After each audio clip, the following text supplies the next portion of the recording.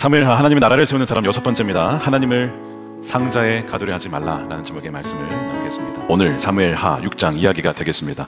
다윗이 하나님의 궤를 옮기는 바로 사건이죠. 사울이 왕이 됐을 때는 이 하나님의 궤에 대한 관심이 없었습니다. 그런데 다윗은 좀 달랐죠. 왕이 되자마자 하나님의 궤를 찾습니다. 왜냐하면 하나님의 궤는 하나님의 임재를 상징하는 것이고 하나님이 함께 하신다는 것을 의미하기 때문에 그렇습니다. 그래서 이 다윗은 그 하나님의 궤가 이스라엘 백성들에게 왔으면 좋겠다는 마음을 품은 겁니다. 근데 지금 이 하나님의 궤가 어디에 있죠?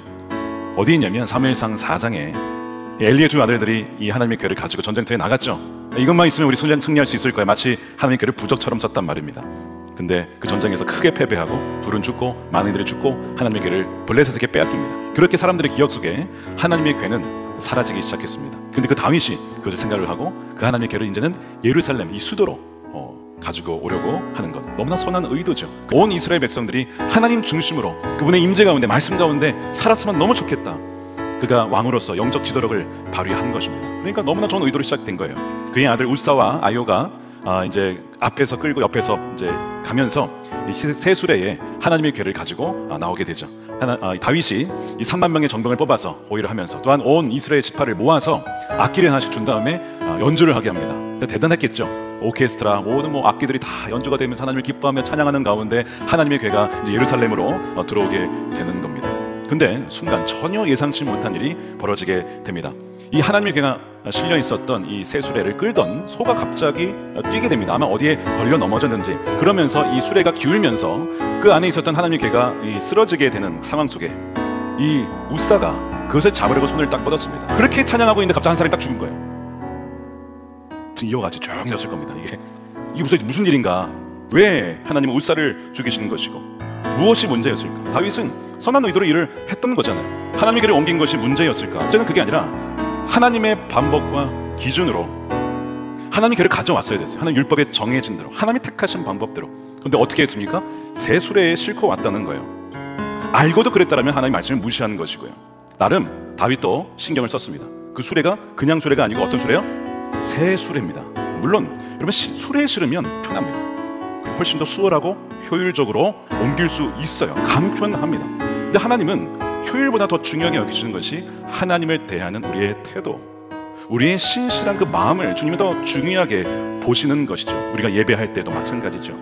좀 수고스러워도 법궤를 어깨에 맨다는 것은 하나님의 말씀과 한 걸음 한 걸음 순종하며 걸으라고 하는 하나님의 의도가 그거에 다 담겨 있는 것이죠. 자, 하나님은 왜 우사를 시켰는? 우사의 입장에서는 아비나답이라는 자신 아버지, 자신의 집에 20년간 이 궤가 놓여져 있었습니다.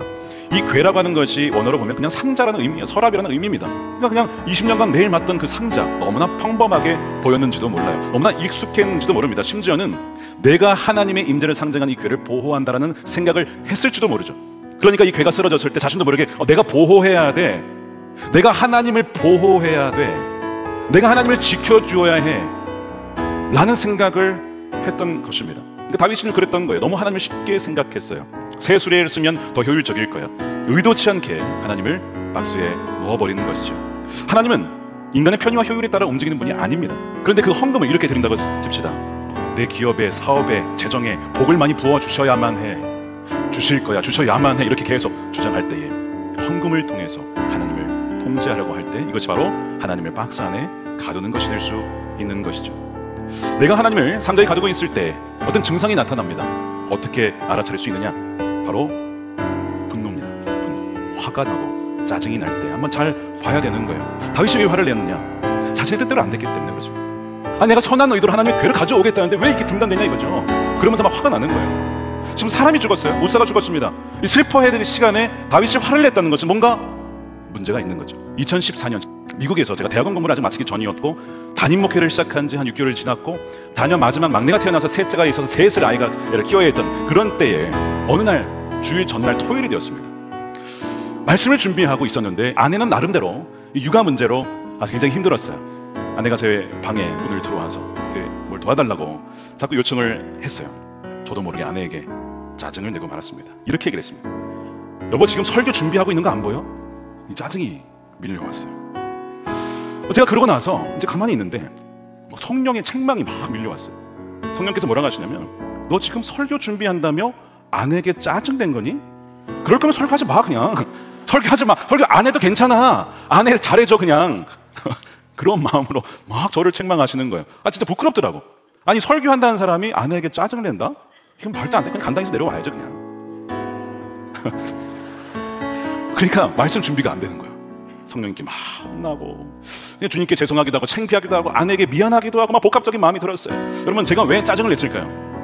설교 준비를 잘해서 은혜로운 예배를 준비하려는 선한 의도로 제가 준비하고 있었잖아요. 그렇죠? 선한 의도잖아요. 예배가 은혜로워야지 그럼 뭐 지루하면 되겠습니까? 근데 그 의도 속에 뭐가 있었냐면, 하나님께서 강력하게 역사해 주셔야만 해 라고 하는 컨트롤. 하나님께서 거기 역사해 주셔야 돼, 이 말씀 가운데 일해 주셔야만 해 라고 하는, 저도 모르게 하나님을 통제하려고 하는 그 마음이, 우리가 하나님을 통제하려고 하는 그 죄악 속에 있음에도 불구하고 회개하기는커녕 사람들에게 짜증내고 화를 내는 거예요. 이게 정확하게 우리의 모습 아니겠습니까?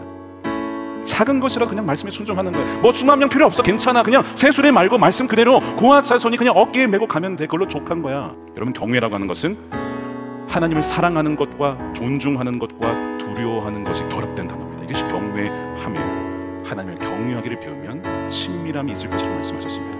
근데 다윗은 그것을 잃어버린 거예요. 처음에는 분노했다가 하나님을 두려워하기 시작해요. 다윗이 하나님 경외하는 법을 배우기 위해서 뭘 했을까요? 이제 말씀을 연구합니다.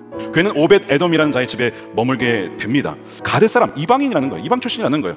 근데 왜 이 사람 집에 뜬금없이 하나님의 괴가 갔을까요? 자, 생각해 보세요. 지금 우사가 죽었어요. 만졌다가 죽었어요. 그 하나님의 괴를 자신의 집에 드릴 분 한번 손 들어보세요. 뭐 청소하다가 만지면 죽는 거 아니야? 이거 지나가다가 건드리면 죽는 거 아니야? 그거를 누가 집에 드리겠냐고.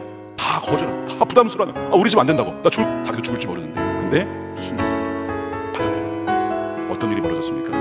11절 보세요. 그래서 주님의 괴가 가뎃 사람 오벳에돔의 집에서 석 달 동안 머물렀는데, 그때 주님께서 오벳에돔과 그의 온 집안에 복을 내려주셨다. 중요한 부분은 뭐냐면, 이방인 블레셋 사람에게도 하나님이 복을 주셨다는 거예요. 이게 충격적이라는 거죠. 왜요? 이스라엘 백성에게만 임한 나라고, 하나님은 그런 분이라고 뭐한 거예요? 상자에 가둬놨잖아요. 오벳에돔이 순종하였을 때 그의 집에 복이 임하였던 것처럼 누구라도 예수님께 나와 순종하면 복을 누리게 될 줄로 믿습니다.